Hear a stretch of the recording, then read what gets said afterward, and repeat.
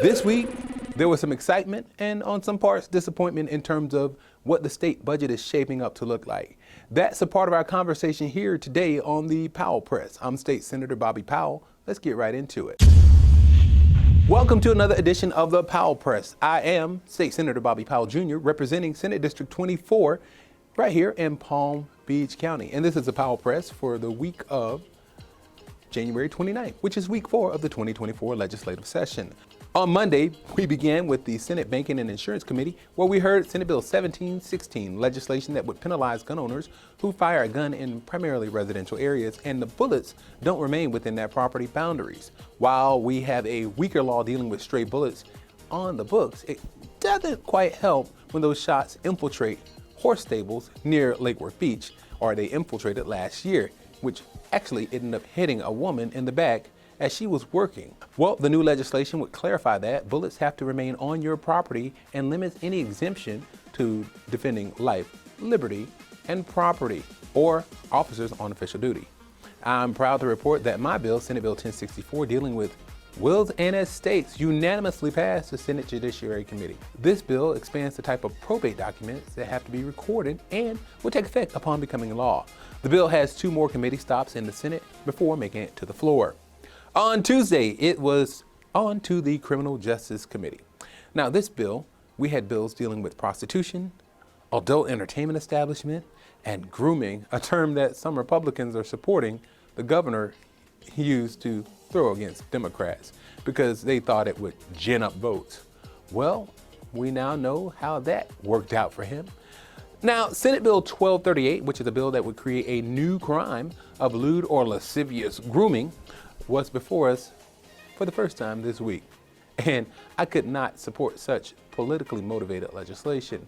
Also up for hearing was Senate Bill 1690, which would allow someone to be charged with a second-degree felony if they knowingly employed anyone under the age of 21 to work in an adult entertainment establishment. So where do we classify the age of adulthood here in the state of Florida? Now, I voted no on this bill as well because it too reeked of government overreach in a state that we're supposed to say the freest state in the nation. Let's talk some more real talk when an 18-year-old, for example, can do all of the things that other adults can do, like, I don't know, go to war, get sentenced to adult prison, but then can't earn an honest living or an honest paycheck as a dishwasher or a store clerk working in an adult entertainment establishment. This is not only a problem, but it clearly makes no sense. It isn't what the people sent us to Tallahassee to do. Also on Tuesday, Senate Bill 712, legislation that I'm sponsoring, which would shield personal information of our county and city attorneys from public disclosure, unanimously passed the Senate Rules Committee. Now, it's sad to have to report that this bill became necessary because of some of our dedicated attorneys who have had their families receive death threats. But these are the times in which we live, folks. The exemption would not apply, however, to those county attorneys and individuals who filed to run for public office or who are no longer county attorneys. Now, Tuesday's passage was the last Senate committee stop for Senate Bill 712, and it now moves on to the full Senate floor for consideration. This week, I was delighted to meet many individuals from Palm Beach County and from the area who have traveled to Tallahassee. Those individuals that I met include the town of Lake Park, Palm Springs Assistant Village Manager Kim Glass-Castro, and the Palm Beach County League of Cities, and Nolan Rowell from the Palm Beach County School District. We also had an opportunity to meet with the people from Faith in Florida. Now, on Wednesday, the Florida Outdoor Advertising Association, FOOA, held its annual legislature fly-in on January 31st. I was honored to speak at this industry briefing regarding issues before the Senate and my priorities for the 2024 session and beyond. Now, on Wednesday, we also had the Budget Day in the Senate Appropriations Committee. We met to consider the proposed state spending plan for the 2024-2025 fiscal year. Now, the bill passed the committee unanimously. Now, remember, a balanced state budget is the one and only requirement for our state constitution. This is the only thing that we as lawmakers have to complete before we end session. Now, while the governor may lay out his or her preference for a spending proposal, it is totally up to the legislature to actually craft it for each chamber. Each chamber does draft its own spending plan and then comes together to agree on a final budget in a process that we call conference.